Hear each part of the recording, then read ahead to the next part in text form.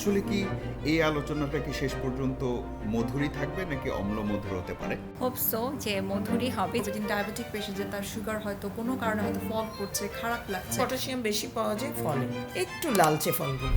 ভাত ছাড়া ম্যাক্সিমাম মানুষ থাকতে পারে না। এটা তো আমার প্রধান, আমার মৌলিক চাহিদার একটা অংশ। যে সরিষার তেল গায়ে যে মাখা হয় অ্যাভয়েড করে চলতে হবে। একটা অবাক করা তথ্য এলো আমার কাছে। প্রত্যেকটা বয়সের একটা আলাদা সৌন্দর্য আছে। উচ্চ রক্তচাপের রোগী আচার খাবেন, কিন্তু ওর ক্যান্সার হলো আসলে কিভাবে? 35 বছর থেকে 40 বছর বয়সী ছেলেরা হার্ট অ্যাটাক করে বা স্ট্রোক করে মারা যাচ্ছে। আমরা আসলে মনে করে থাকি যে চিনি খেলে হয়তো শুধু ডায়াবেটিস বাড়ে। ওজন কমাতে যেমন চিয়া সিড হেল্প করে, অর্থাৎ আপনার হাতের 5 আঙ্গুল দিয়ে একটা চিমটির মতো যেরকম ওঠে এই পরিমাণ একটা খান।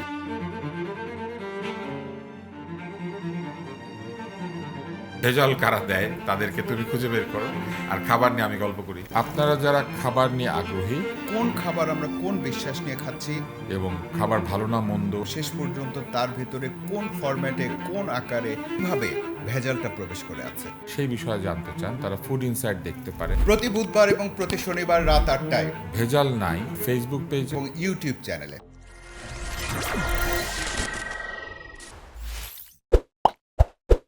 ভেজাল নাই.com